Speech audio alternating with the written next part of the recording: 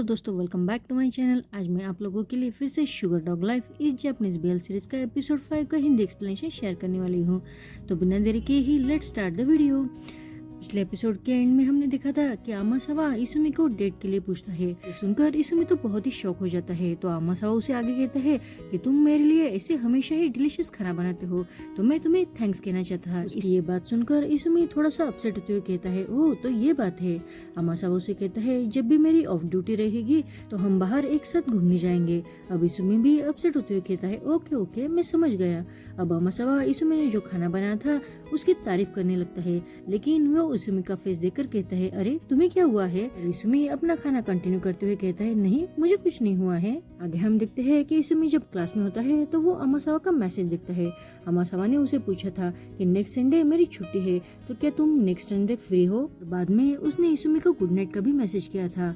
उस good night के message को पढ़कर इसुमी खुद से ही कहता है, लेकिन तुम्हारे इस गुड नाइट के मैसेज में पहले जैसी फीलिंग नहीं रही।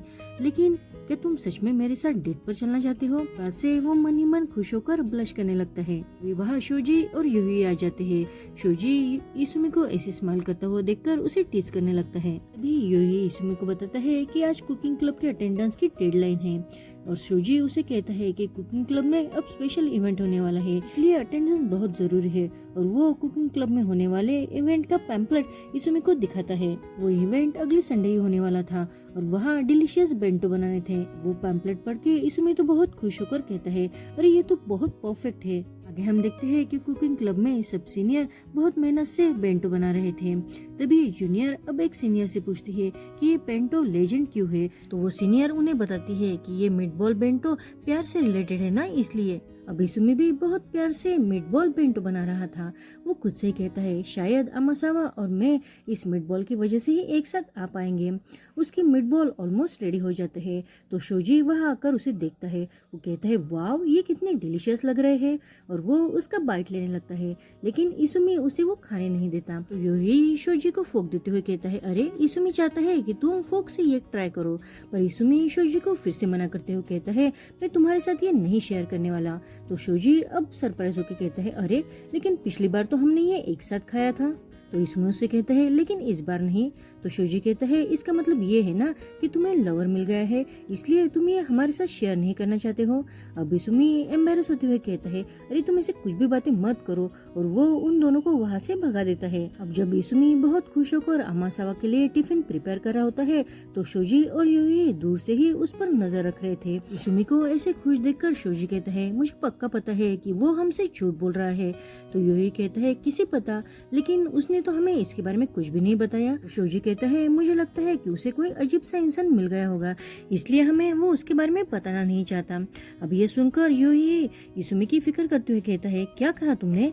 तो शोजी कहता है, तुम्हें पता है वो कितना हेल्पफुल है, मुझे लगता है कि वो किसी पागल इंसान की मदद ही कर रहा होगा। अब ये सुनकर यूही पैनिक करते हुए कहता है, मैं अभी इसुमी से इसके बारे में पूछूंगा, और वो वहाँ से जाने लगता है। लेकिन शोजी उसे रोकते हुए कहता है, तुम पहले शांत हो जाओ, वैसे भी अगर हमने उसे पूछा तो वो हमें सच नहीं बताने वाला, तो तुम पहले रिलैक्स हो जाओ। और वो दोनों बस चोरी चोरी अब इसुमी पर नजर रखने लगते हैं। आगे क्लब की एक जूनियर स्टूडेंट अपने सीनियर से पूछती है कि ये मीटबॉल बेंटो इतने स्पेशल क्यों है।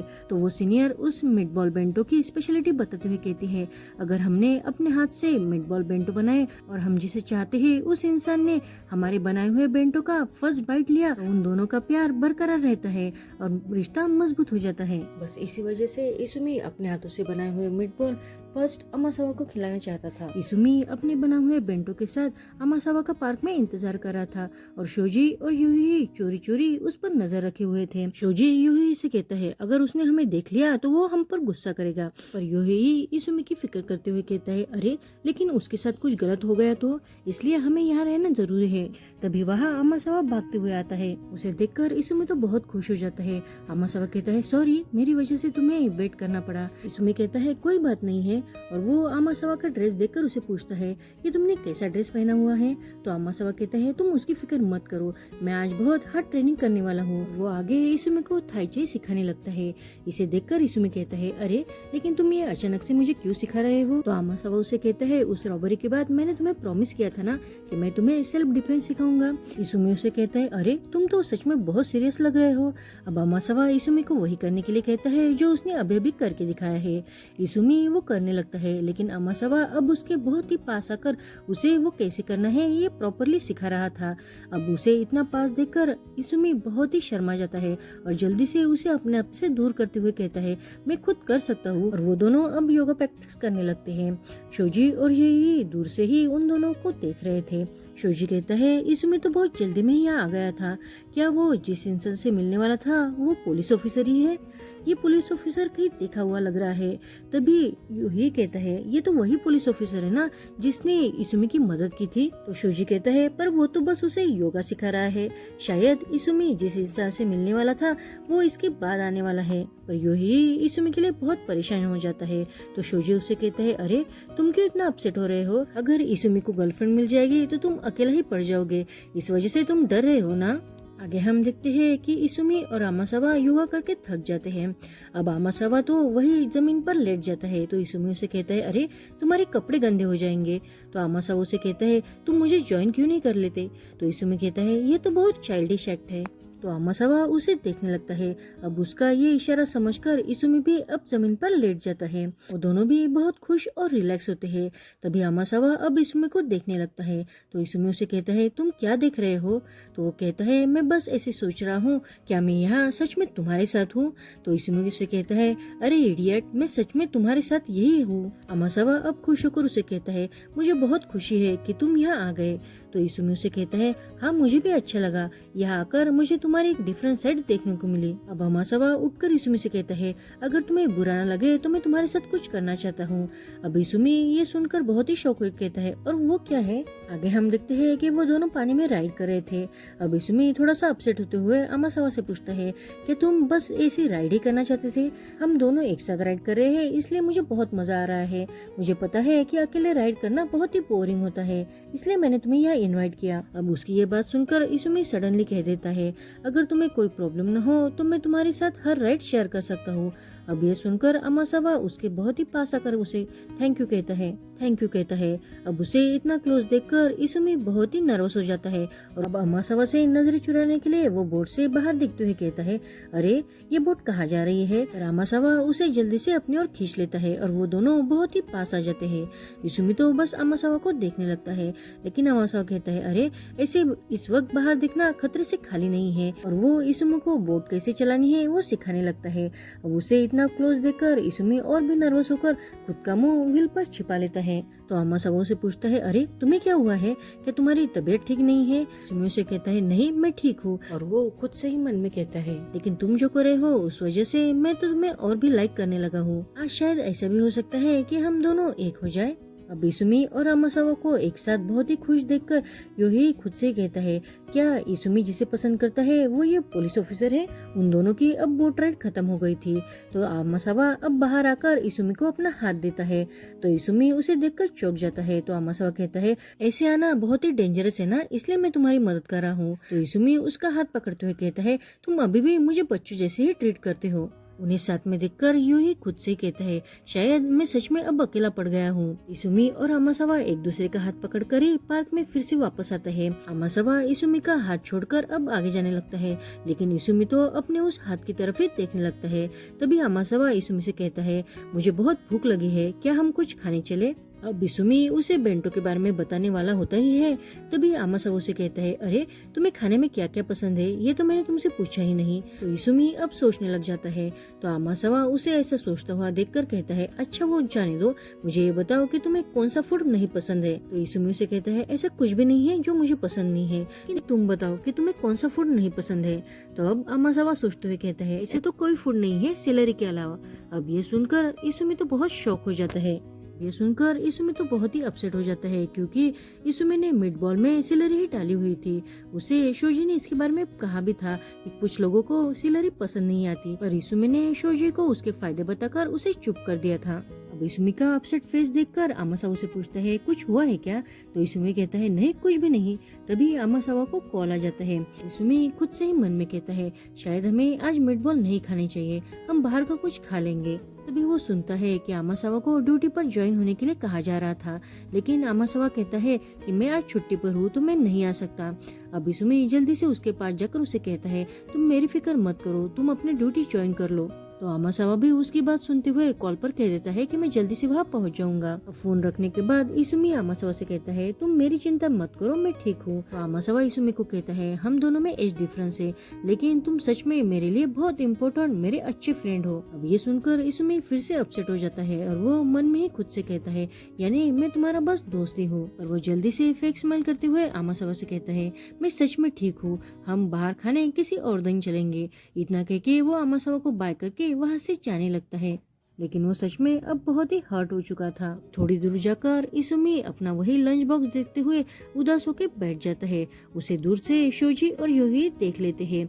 शोजी कहता है अरे ये तो अकेला ही सारे बेंटो खाने वाला था, हमने खामखा पूरा दिन यहाँ वेस्ट कर दिया। लेकिन योही इसुमी का दर्द समझ चुका था। शोजी के जाने के बाद अब योही इसुमी के पास आकर उसे कहता है क्या तुम उसे नहीं खाने वाले हो? अब योही को वहाँ देखकर इसुमी तो बहुत शौक होकर उसे कहता है मुझे ये मत कहना कि तुम मेरा यहाँ पीछा करते आए हो। तो योही उसे कहता है मैंने सोचा कि अगर तुम्हारे साथ कुछ गलत हो गया तो इसलिए मैं तुम्हारा पीछा करके यहाँ तक आ गया। तो इसुमी उसे कहता है तुम तो मेरे लिए सच में बहुत ही ओवर प्रोटेक्टिव हो। तो योही कहता है मुझे माफ करना इसुमी, हम हमेशा ही एक साथ रहते आए हैं, लेकिन अब तुमने अपनी एक अलग दुनिया बनाई है तो मुझे ऐसा लगा कि तुमने मुझे अपने आप से दूर कर दिया है, इसलिए मैं बहुत ही अकेला पड़ गया था। इसके लिए तुम मुझे और प्रोटेक्टिव कहो या कुछ और, मुझे कोई फर्क नहीं पड़ता। अब वो इसुमी के पास बैठता है। अब इसुमी भी बहुत ही इमोशनल होते हुए उसे कहता है जब भी मेरे लाइफ में कठिनाइयाँ आती है तो तुम इकलौते ऐसे इंसान हो जो हमेशा मेरे साथ खड़ा होता है। तो मेरे माँ के मरने के बाद भी मेरे साथ हमेशा खड़े रहे। और वो अपना लंच बॉक्स योही को देते हुए कहता है इसे खा लो। योही वो लंच बॉक्स ओपन करता है। इतना अच्छा खाना देखकर योही बहुत खुश होते हुए इसुमी से कहता है इसुमी तुम सच में खाना बहुत ही अच्छा बना लेते हो। इसुमी उसे कहता है इसमें कोई बड़ी बात नहीं है। तो योही कहता है हाँ ये सच में बहुत बड़ी बात है। और वो लंच बॉक्स बंद करके इसुमी को वापस देते हुए कहता है इसुमी प्लीज गिव अप मत करना, अगर ये सब तुम्हारे बारे में है तो मैं चाहूंगा कि तुम्हारा एंड अच्छा हो, लेकिन अगर फिर भी तुम्हारे साथ कुछ भी गलत हुआ तो तुम मुझे एनी टाइम कॉल करना, मैं तभी तुम्हारे पास जल्दी से भागकर आ जाऊंगा। ये तुम्हारे मॉन्स्टर पेरेंट्स का तुमसे वादा है। इतना कह के वो वहाँ से जाने लगता है। अब इसुमी उसे रोकते हुए कहता है तुमने आज तक मेरे लिए जो कुछ भी किया उसके लिए तुम्हारा बहुत बहुत थैंक यू। अब योही वहाँ से जाने लगता है। वो थोड़ी दूर जाता ही है तभी उसे भागते हुआ पुलिस ऑफिसर यानी आमासावा फिर से वापस आते हुए दिखाई देता है। उसे देखकर योही खुश होके खुद से ही कहता है इसुमी मैं तुम्हारे लिए सच में खुश हूँ। अब योही के जाने के बाद इसुमी अपना लंच बॉक्स फिर से वापस बैग में रखने जाता है। तभी आमासावा अब इसुमी को देखते हुए कहता है अच्छा हुआ कि तुम मुझे मिल गए। तो इसुमी उसे पूछता है लेकिन क्यों? तो आमासावा उसे कहता है मुझे आज तुम थोड़े से अलग लग रहे थे इसलिए मैं तुम्हारे पास वापस आ गया। तो इसुमी अपसेट होते हुए उसे कहता है तुम सच में बहुत ही अच्छे इंसान हो। तो आमासावा उसके हाथ में का बॉक्स देखते हुए कहता है अरे ये क्या है? तो इसुमी वो बॉक्स अब छुपाने लगता है। तो आमासावा कहता है क्या ये पेंटो है और तुमने ये मेरे लिए बना कर लाए हैं? और इसुमी कुछ भी नहीं कहता। तो आमासावा अब उसके पास बैठते हुए कहता है मुझे सच में बहुत भूख लगी है, क्या तुम इसे मेरे साथ नहीं शेयर कर सकते? अब इसुमी उसे वो लंच बॉक्स दे देता है। आमासावा उसे खोलकर देखता है तो वो फूड देखकर वो बहुत ही खुश होकर कहता है ये सच में बहुत ही डिलीशियस दिख रहा है। अब वो मीट बॉल का एक बाइट लेने वाला होता ही है तभी इसुमी उसे कहता है कि इसमें सिलरी है। अब आमासावा इसुमी के उदास चेहरे को देख लेता है और जल्दी से उसकी बात सुनते हुए भी वो मीट बॉल खा लेता है। अब उसे ऐसा करते देख इसुमी तो बहुत ही शौक हो जाता है और वो बस आमासावा को देखता रहता है। तो आमासावा उसे कहता है अरे ये तो सच में बहुत ही डिलीशियस है। वो इसुमी को देखते हुए कहता है शायद मैं अब इसे बहुत पसंद करने लगा हूँ। इस बार अब इसमें कंफ्यूज नहीं होना चाहता था इसलिए वो खुद ही कहता है तुम्हें सिलरी पसंद आ गई है ना? तो आमासावा कहता है हाँ सच में ये बहुत ही डिलीशियस है। और वो अब इसुमी के सामने आकर उसका हाथ पकड़ते हुए उसे कहता है थैंक यू इसुमी, तुम्हारी वजह से आज मुझे बाकी बहुत सी चीजें पसंद आने लगी है। उसकी ये बातें सुनकर इसुमी तो बहुत ही नर्वस होके बस उसे देखता रहता है। तभी उसे अपने ओनर का कॉल आता है। इसुमी जहाँ रह रहा था वहाँ की पाइपलाइन ब्रोक हो गई थी, इसलिए वो अब वहाँ नहीं रह सकता। जानकर इसुमी बहुत ही अपसेट हो जाता है। उसे ऐसा देखकर अमासा उसके पास आते हुए कहता है क्या हुआ, तो वो सारी बात बता देता है। तो अमासा उसे कहता है तो तुम्हारे पेरेंट्स यही आसपास रहते होंगे ना। तो इसुमी कहता है हाँ, लेकिन, और वो आगे कुछ नहीं कहता। तो अमासावा उसका अपसेट फेस देखते उसे कहता है तो तुम मेरे घर पर रहने के लिए क्यों नहीं आ जाते। अब उसकी ये बात सुनकर इसमें तो बहुत ही शॉक हो जाता है। और यहीं पर हमारा ये एपिसोड खत्म होता है। Thank you for watching.